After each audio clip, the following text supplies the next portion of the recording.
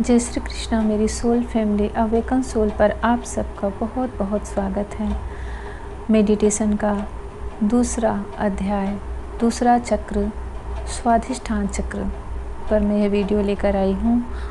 और आप लोग इस वीडियो को क्रम से सुनें और उसके अभ्यास को जारी रखें, क्योंकि यह हमारे शरीर के लिए, हमारी आत्मा के लिए, हमारे सर्वांगीण विकास के लिए बहुत ज़रूरी है और इस जर्नी के लिए तो बहुत ही ज़रूरी है, क्योंकि जब तक आपकी सोलफुल अवेकन नहीं होती, आपका रियूनियन पॉसिबल नहीं होता।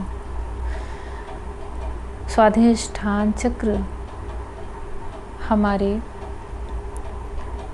रीढ़ की हड्डी में होता है और यह नीचे से दूसरा चक्र माना जाता है। और इस चक्र का स्थान गर्भधारण जहाँ करते हैं, जो हमारा गर्भाशय होता है, वहाँ पर भी माना जाता है। इसलिए इसको सृजन भी कहा जाता है। इसके दो स्तर माने जाते हैं। इसका सबसे निचला स्तर अगर कहेंगे तो यह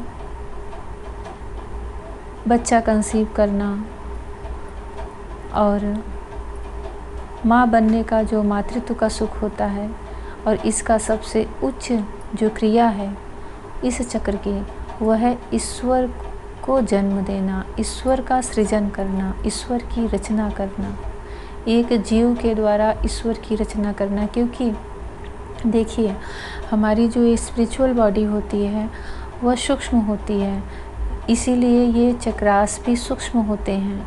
यह एक एनर्जी होती है जो कि हमारी स्पाइन कोड में स्थित है, क्रम से 7 बिंदु पर, 7 स्थानों पर। और इसके बारे में पूरे डिटेल में जानकारी होनी चाहिए। जब यह जागृत होती है तो हम एक असीमित जो क्षमता होती है एक मानव के अंदर, वह उसको प्राप्त हो जाती है। और इसको जागृत करने के लिए ध्यान, साधना, मेडिटेशन, स्पिरिचुअल वर्क, ये सारी चीज़ें की जाती हैं। उस स्थान पे जो स्वाधिष्ठान चक्र है, वहाँ की जो एक शक्ति है, जब वह जागृत होती है तो आप ईश्वर, आपकी जो क्षमता होती है, आपकी जो एक पावर होती है, आप ईश्वर की भी रचना कर सकते हैं। ईश्वर की रचना करने का तात्पर्य यह कि आप ईश्वर से साक्षात जुड़ सकते हैं, उनको समझ सकते हैं, उनकी स्पष्टता को समझ सकते हैं, अपने हृदय में उनसे एकाकार हो सकते हैं। वह जो अव्यक्त हैं, निर्गुण हैं, उस परमात्मा, परमेश्वर, यूनिवर्स को आप अपनी क्षमता के अनुसार आप एक क्रिएटर बन जाते हैं। उनको एक साकार रूप दे सकते हैं, सगुण आकार में उनको भज सकते हैं। यह स्वाधिष्ठान चक्र की सबसे पावरफुल ऊर्जा होती है जब वो फुल अवकन, फुल जागृत होती है। मैं उसके कुछ फ़ायदे, जब वह जागृत होती है तो एक मानव शरीर में क्या उससे लाभ मिलता है,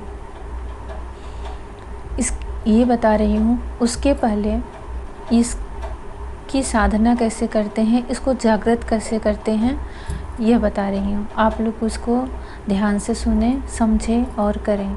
स्वाधिष्ठान चक्र हमारे मूलाधार चक्र के ऊपर होता है और रीढ़ की हड्डी में सबसे निचले स्थान पर इसका, यह चक्र रीढ़ की हड्डी पर होता है और इसका आकार आधा चांद के जैसा होता है और इसका तत्व जल है। यह चक्र त्रिकास्थी, कमर के पीछे की त्रिकोणी हड्डी में होता है और यह हमारे अधिविक्क से भी जुड़ा होता है। और इसका अक्षर, जो बीज मंत्र है, वह वम है। इस चक्र का रंग ऑरेंज कलर का होता है। जब इसका ध्यान, साधना, इसको जागृत करने के लिए आप तैयार हों तो वही स्थान चुनें जहाँ शांत हो, एकांत हो, स्वच्छ हो, और आप भी यही प्रयास करें कि आप भी साफ़ सुथरे हों, ऑरेंज कलर के कपड़े पहने हों और लाल आसन हो। उस पर पद्मासन में बैठ कर के रीढ़ की हड्डी, मेरुदंड जिसे कहते हैं, स्पाइन कोड भी कहते हैं, उसको बिल्कुल सीधा रखें और पद्मासन में बैठ कर के ध्यान लगाएं। या तो आप एक दीपक जला करके उसकी लौ में ध्यान स्थित करें, नहीं तो आंखें बंद करके आईब्रो के बीच में जो तिलक लगाते हैं, थर्ड आई चक्र बोलते हैं, वहाँ पर ध्यान एकाग्र करें और मन में यह सोचें कि हमारे स्वाधिष्ठान चक्र में नाभि के भी नीचे जो स्थान होता है, वहाँ पर 6 पंखुड़ियों वाला एक कमल का पुष्प है जो ऑरेंज कलर का है और वह ऊपर की तरफ नीचे की तरफ उसकी पंखुड़ियाँ हैं जो धीरे धीरे घूमते हुए ऊपर की तरफ उठ रही हैं। उसमें से ऑरेंज कलर की ऊर्जा, प्रकाश निकल रहा है, एक आभा मंडल निकल रहा है जो धीरे धीरे आपके पूरे शरीर को, पूरी बॉडी को भर रहा है। उस नारंगी कलर की, ऑरेंज कलर की जो ऊर्जा है उससे आपका पूरा शरीर भर रहा है और आपके आसपास भी उसी रंग का आभा मंडल है। उस पर जो स्थान है वह ब्रह्मा जी का माना जाता है और ब्रह्मा जी इस पूरी सृष्टि का सृजन करते हैं, रचना करते हैं। अगर आप लोगों को पता हो और यह सब जानते हैं कि ब्रह्मा जी ने ही यह सृष्टि बनाई है, विष्णु जी के नाभि कमल से वह निकले हैं, इसलिए उनका स्थान भी वही माना जाता है और उनको सृष्टि रचने का ही आदेश दिया गया था। एक वह सृजनात्मक हैं, रचनात्मक हैं, एक क्रिएटर हैं। तो इसलिए जब यह शक्ति, यह एनर्जी जागृत होती है, चक्र जागृत होता है, तो हमें वही पावर मिलती है। आप चक्रों के बारे में अगर क्रम से पढ़ेंगे तो आपको यह समझ में आएगा कि भगवान ने इतनी सुंदर इसकी रचना की है। जैसे देखिए, गणपति को हमारे सनातन में प्रथम देव माना जाता है और वो विघ्नहर्ता माने जाते हैं और उनसे ही हर चीज़ का एक प्रारंभ होता है। चाहे कोई भी कार्य हो, चाहे किसी की भी पूजा हो, कुछ भी कार्य हो, शादी हो, ब्याह हो, गणपति से ही एक तरह से हर चीज़ की शुरुआत होती है, प्रारंभ होता है, प्रथम देव माने जाते हैं। तो हमारे चक्र का जो पहला स्थान है, मूलाधार चक्र, वहाँ पे स्थान गणपति का है। अब उससे पहले, उसके बाद आती है इस विशाल सृष्टि की रचना की, सृजन की, तो वहाँ पे ब्रह्मा जी का स्थान दिया गया है। और यह सब बनाने वाले वह यूनिवर्स ही हैं, वह परमात्मा परमेश्वर ही हैं। जब हम अपने अंदर की इन ऊर्जाओं को, इन चक्रास को जागृत करते हैं तो हम उस यूनिवर्स से, ब्रह्मांड से, इस प्रकृति से, इस नेचर से, जो जल, जो 5 तत्व हैं, पृथ्वी, जल, आकाश, वायु, अग्नि, ये जो 5 तत्व हैं, हम उनसे अपना यह सूक्ष्म शरीर जो है उनकी ऊर्जा से जोड़ते हैं, उनका जो स्थान उसको जागृत करते हैं, तो हमें वह पावर मिलने लगती है, हमें एनर्जी मिलने लगती है। इसका तत्व जल है, स्वाधिष्ठान चक्र का तत्व जल है और रंग ऑरेंज है। मंत्र वम।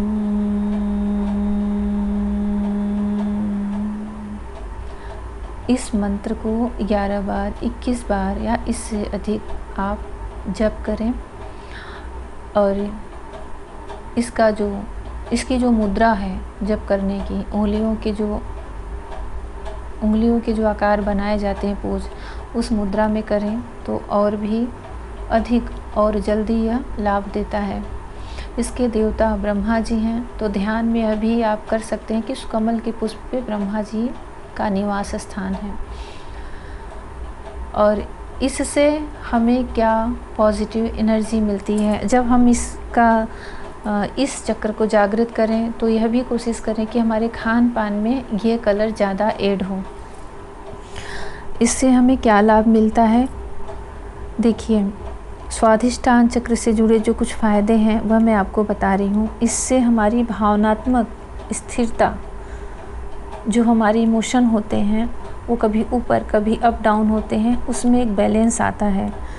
स्वाधिष्ठान चक्र को संतुलित करने से भावनात्मक स्थिरता, हमारे इमोशन जो होते हैं वो बैलेंस होते हैं, मिलती है। और गुस्से, जो निगेटिविटी होती है, जो गुस्सा आता है अधिक, उस पे नियंत्रण मिलता है, बहुत ज़्यादा उस पे नियंत्रण मिलता है।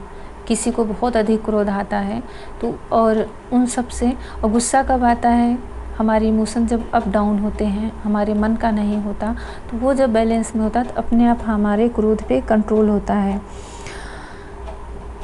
और इसका दूसरा सबसे बड़ा फ़ायदा है कि हम एक सृजनकर्ता बन जाते हैं, एक क्रिएटर बन जाते हैं, और हमारी ऊर्जा, हमारी क्षमता इतनी बढ़ सकती है कि हम ईश्वर की भी अपने अंतरात्मा में उनके आकार की एक रचना कर लेते हैं। स्वाधिष्ठान चक्र क्रिएटिविटी और जुनून से जुड़ा है, हमें उत्साह देता है। रचनात्मक चीज़ों में लगने से गुस्से की भी संभावना कम होती है। एक उत्साह आता है, किसी भी चीज़ करने के लिए एक लगन आती है, क्योंकि जब तक आपके अंदर कोई उत्साह नहीं रहेगा कोई भी कार्य आप नहीं कर सकते। ये तो आप खुद भी जानते होंगे, छोटा हो या बड़ा, कितना कठिन काम, कितना बड़ा काम होता है, पर हमारे अंदर उत्साह है, एक जुनून है, तो हम उसको कर लेते हैं। और साधारण सा भी कार्य अगर हमारे अंदर, हम उत्साहहीन हैं, हमारी एनर्जी बिल्कुल लो है, तो नहीं कर पाते। स्वाधिष्ठान चक्र जागृत होने से किसी भी व्यक्ति के अंदर स्पष्टता आती है और उसके व्यक्तित्व का विकास होता है, उसका सर्वांगीण विकास होता है जैसे जैसे चक्र जागृत होते जाते हैं। स्पष्टता बढ़ती है, आपके मन की, बुद्धि की, रचना की एक क्लियरिटी आती है आपके माइंड में, आपके अंदर से हर तरह का ईगो रिलीज़ होता है और आपके व्यक्तित्व का विकास होता है, जैसे आप निखर के सामने आने लगते हो। हमें बहुत ज़्यादा फ्रीडम महसूस होता है। इससे एक फ़ायदा और भी होता है कि हम एक बंधन से, जैसे चिड़िए को पिंजरे से खोल दो वैसे हमें फील होता है, एक बंधन से फ्री। उसी घर में रहोगे, उन्हीं लोगों के बीच में रहोगे, क्योंकि ये सारी चीज़ें देह से जुड़ी नहीं हैं, 3D लाइफ से नहीं, ये सारी चीज़ें स्पिरिचुअल हैं, हमें दिखाई नहीं देती। जैसे कि हम जो सोचते हैं, जिससे सोच के बातों को हम घुटन में रहते हैं, जिसको सोच के हम रोते हैं, जिसको कभी हम गुस्सा करते हैं, ये सारी चीज़ें क्या हमें दिखाई देती हैं? नहीं, सिर्फ हमारे माइंड में चलती है, हमारे मन में चलता है, हमारी आत्मा तक को दुखी कर देती है। पर वो सब चीज़ें ना हम छू सकते हैं, ना दे सकते हैं, देख सकते हैं। उन्हीं सब चीज़ों में ये सब एक निगेटिव चीज़ें जब बढ़ती हैं तब ये सब ज़्यादा इफ़ेक्ट करता है एक सोल को। लेकिन उन्हीं चीज़ों में जब पॉजिटिव एनर्जी भरते हैं आप मेडिटेशन करके, पॉजिटिव ऊर्जा भरती है, जब आपकी कुंडलिनी जागृत होती है, आपकी सोल अवेकन होती है, पॉजिटिव एनर्जी भरती है जब आपके चक्रास हील होते हैं, जैसे कि अभी मैं चक्रास पर ही बता रही हूँ। तो जब पॉजिटिव एनर्जी अपने आप अंदर आती है तो आपके अंदर जो आप एक घुटन, एक फ्रस्ट्रेट वाली जो एनर्जी में हो, कभी किसी भी बात पर, उसमें आपको एक फ्रीडम फील होगा, एक अपनी सोल को आज़ादी महसूस होती है। स्वाधिष्ठान की साधना से शारीरिक विवशताओं से मुक्ति मिलती है। इसका एक फ़ायदा और बता रही हूँ। जब स्वाधिष्ठान चक्र सक्रिय होता है तो व्यक्ति अपने आसपास के जीवन के प्रति ज़्यादा सजग हो जाता है, सजगता बढ़ जाती है, आपकी अंदर की चेतना बढ़ जाती है, आप सजग सतर्क, जैसे कि इंसान जी उठता है, आपका मन जी उठता है, आपकी भावनाएं जी उठती हैं। जैसे किसी से प्रेम होता है तो कैसा लगता है कि हम, जो एक फीलिंग आती है कि हम फिर से जैसे जीने की चाहत में आ गए हैं, फिर से जीने लगे हैं। तो वो जो एक समय होता है, जो मोमेंट होता है, जो एक अंदर से हम फील करते हैं, ऐसे ही हम जब ये चक्र, स्वाधिष्ठान चक्र जागृत होता है तो हमारे अंदर एक सजगता आती है अपने आसपास की चीज़ों में। हर चीज़ हमें एक नई नई सी दिखती है, हर चीज़ में एक नयापन दिखता है।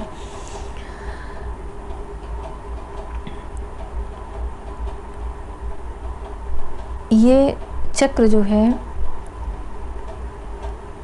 इससे चेतना शुद्ध होती है और मनुष्य की जो चेतना है, जब वह शुद्ध होती है, प्योर होती है, तब अंदर से एक क्रांति प्रारंभ होता है। और यह जो हमारा अवचेतन मन है, जहाँ पे सारी चीज़ें स्थिर हैं, हर मनुष्य के अंदर ये एक स्थान होता है जो हमारे कई जन्मों की चीज़ों को इकट्ठा करके, संग्रह करके बैठी रहती है अवचेतन मन में। सुषुप्ति अवस्था भी उसको कहते हैं। वहाँ की चीज़ें जो रहती है, यह अवचेतन मन का वह स्थल है जो ये स्वाधिष्ठान चक्र है, जहाँ हमारे अस्तित्व के प्रारंभ में गर्भ से सभी जीवन का अनुभव और छायाएं जमा रहती हैं। मुझे उम्मीद है कि आप लोगों को मेरी बातें समझ में आ रही होंगी। और जब यही चक्र जागृत होता है, स्वाधिष्ठान चक्र की जागृति स्पष्टता और व्यक्तित्व में विकास लाती है। वो चीज़ें जो जमा होती हैं पूर्व से पूर्व जन्मों की, उनको हील करता है, रिलीज़ करता है। जो निगेटिव चीज़ें हैं उनको रिलीज़ करता है, जो पॉजिटिव चीज़ें हैं उनको जागृत करता है आगे के जीवन के लिए। आप लोग सिर्फ इसका जाप करें, इसका मेडिटेशन करें। जब यह आपके शरीर को प्रभावित करने लगेगी, जागृत होने लगेगी, तो उसका असर आपको स्वयं ही समझ में आने लगेगा। आपके मन में, विचारों में परिवर्तन, आपके व्यक्तित्व में विकास, आपके पूरे सोच में एक परिवर्तन, एक बहुत ही पॉजिटिव परिवर्तन। देखिए, यह स्थान ही सृजन का है। जैसे एक माँ एक बच्चे को जन्म दे देती है, तो एक क्रिएटर का जब ये पूरी तरह से जागृत होता है, तो एक तरह से आप पूरी सृष्टि से जुड़ते हो, पूरी प्रकृति से जुड़ते हो। इसको करने से कोई भी चीज़ समझने से ज़्यादा उसके अनुभव से हमें ज़्यादा एक्सपीरियंस मिलता है। जैसे कि किसी चीज़ को हम जी चुके हैं, किसी दुख या सुख को, और जब वो इंसान जी चुका है तो वो उसको ज़्यादा अच्छे से समझ सकता है, समझा सकता है, ना कि कोई सिर्फ पढ़ा है या दूसरों के मुंह से सिर्फ सुन रहा है। तो इसलिए मैं कहना चाहूँगी कि आप लोग इसको करो। जब इसके अनुभव को खुद फील करोगे तो आपको स्वयं में समझ में आ जाएगा कि इससे क्या लाभ मिलता है और क्यों कहा जाता है कि मेडिटेशन करो और चक्रास को हील करो। मुझे उम्मीद है कि जो भी मेरे व्यूअर्स हैं उनको समझ में आया होगा। ये बहुत स्पिरिचुअल और आध्यात्मिक चीज़ें हैं जो दिखाई नहीं देती, पर इसी से हमारा वजूद है, इसी से हमारा अस्तित्व है। और एक चीज़ मैं और कहना चाहूँगी सबसे, आप लोग जो भी मेरा वीडियो सुनते हैं, कि कभी भी किसी भ्रम में ना रहिए। ऐसे ही कल मुझे रिसीव हो रहा था, चैनल हो रहा था, इसलिए मैं इस वीडियो में बोल दे रही हूँ कि अपने आप को अवेकन करें और हर चीज़ में स्पष्टता रखें, क्लियरिटी रखें। कभी भी किसी चीज़ में भ्रम में ना रहें। हम प्रेम तो कर लेते हैं, प्रेम करते समय ना किसी से पूछने जाते हैं, ना किसी से परमिशन लेते हैं। कैसे होता है? जैसे प्रेम हो जाता है वैसे ही यूनिवर्स आपको वहाँ तक पहुँचने के लिए, आपके रियूनियन के लिए सब कुछ रास्ता बना देता है। तो उसके लिए कहीं बहुत ज़्यादा उलझने की आवश्यकता नहीं है। अक्सर देखा जाता है कि कोई भी प्रेम तो कर लेता है, उसके बाद जब उनका सप्रेशन आ जाता है, उनकी डार्क नाइट चलने लगती है, तो उसी प्रेम को जैसे बिजनेस बना दिया जाता है, एक माइंड गेम बना दिया जाता है। वहाँ तक आपके ही सोल को आप तक ही पहुँचने के लिए बीच में कितने सारे रास्ते खुल जाते, जहाँ कि आप पहुँचने के बजाय भटकने लग जाते हो। आप बिलीव रखो कि जिसने आपके हृदय में वह प्रेम जागृत किया है, वही परमेश्वर, वही एनर्जी, वही ऊर्जा उस तक पहुंचाएगी। ये मेरा खुद का एक्सपीरियंस है, खुद का अनुभव है, मैं किसी और की कहानी नहीं बता रही हूँ। तो भ्रम में मत रहिए, बहुत ज़्यादा मत भटकिए, अपने आप पर विश्वास रखिए। अपने ही सोल तक पहुँचने के लिए आपको वह यूनिवर्स खुद ही गाइड करेगा। अब अभी मैं ये वीडियो यहीं पूरा कर रही हूँ और आप लोग इसके हर वीडियो को 7 वीडियो में लाऊंगी, इसके 7 चक्रों पे स्पष्ट, जो मैंने खुद फील किया है, अनुभव किया है और जो जैसा मुझे यूनिवर्स गाइड कर रहा है, आप लोग इसको समझें और करें। 11 मिनट, कम से कम 11 मिनट ज़रूर करें, क्योंकि ये बहुत ही एक महत्वपूर्ण अंक होता है और एक टाइम होता है, तो इसको अवश्य करें। और मेडिटेशन पूर्णिमा के दिन, न्यू मून और फुल मून के दिन ज़रूर करना चाहिए। और भी जो बीच के दिन हो, जैसे आप कभी फास्ट बीच में रख रहे हों, उन दिन भी करना चाहिए। रोज़ डेली ज़रूर करें, पर ऐसे दिन को मिस न करें मेडिटेशन के लिए। आप सबका रियूनियन जल्दी हो, आप सबकी जर्नी कंप्लीट हो और आप सबकी सोल अवेकन हो। यूनिवर्स आप सबको गाइड करें। राधा कृष्णा की ब्लेसिंग मिले। जय श्री कृष्णा।